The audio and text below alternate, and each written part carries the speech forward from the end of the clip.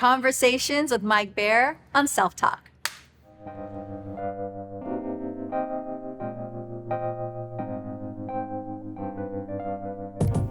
Mike, let's talk about self-talk. Let's talk about it. Let's talk about it, because our inner voice is always telling us that we need to be perfect, that we need to measure up to other people. And then when we fall behind, we end up shaming ourselves because we don't so-called keep up with the Joneses, right? It's like we're watching, especially on social media, it's like we're seeing everyone's accomplishments, their best days, what they're doing with their relationships, their careers, their personal lives. And you're thinking, well, mine looks a lot different. And then our inner critic starts up and all the shoulds. Well, you should be doing this. You should be working more. You should, How do you tame your self-talk so that it is compassionate and encouraging for you?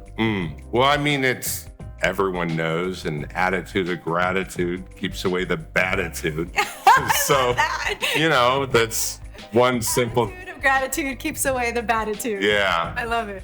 I think I came up with it too. Right now? Yeah, no, I mean, I didn't steal it. No. Yes. That's yours. That's good self-talk.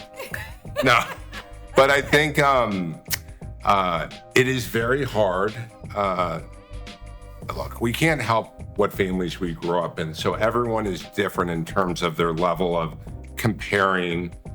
Some of this is learned.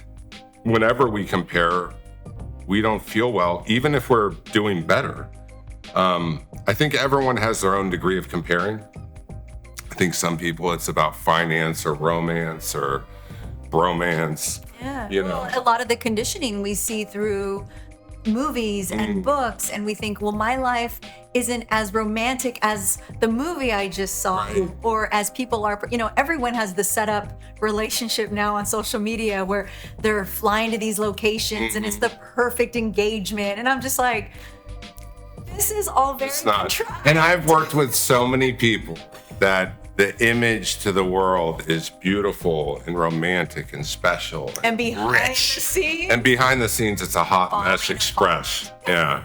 Hot mess express. Hot mess express. So when we know all of this, and yet it's so interesting because if we aren't self-aware and the chatter in our brain is just going, and we don't even, we associate with it. Yeah. So what are your techniques or your tools to making sure, like, oh, here goes that inner critic again. How do I make sure that it's not damaging to Mike? Right. So a quick intervention would be able to say, I am. So I am healthy. I'm present. I'm lovable. I'm able to put a roof over my head. I'm able to have friends.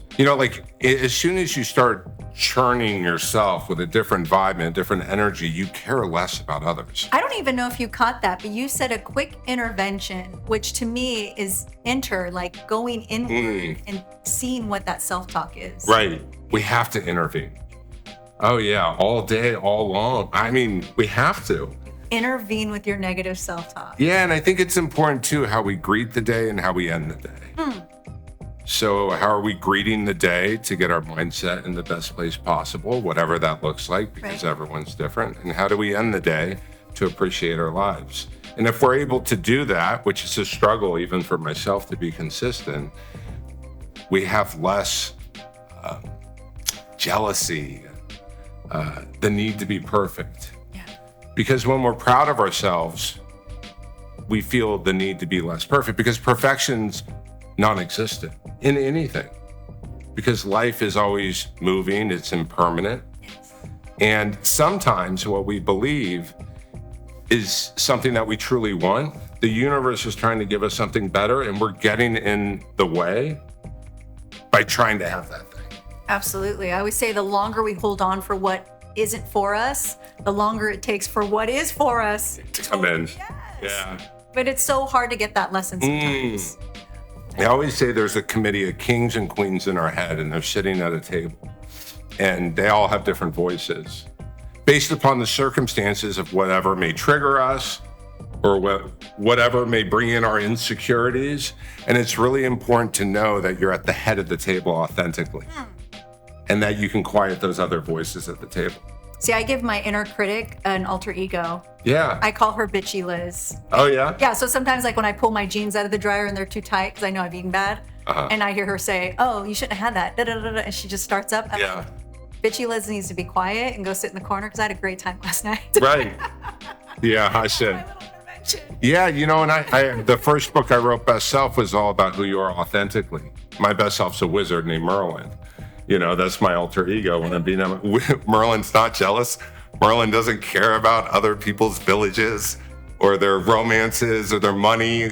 He's like wise and fun and charismatic and creative. And So would that be a good tool for us to develop a positive alter ego? oh, yeah. Oh, yeah, because our parents give us names, but who are we at our soul spiritual level? Like, and how do we see ourselves responding to the world? Because there's, you know, billions of us out there, but we're all so unique. There it is. We're going to develop positive alter egos. Yeah.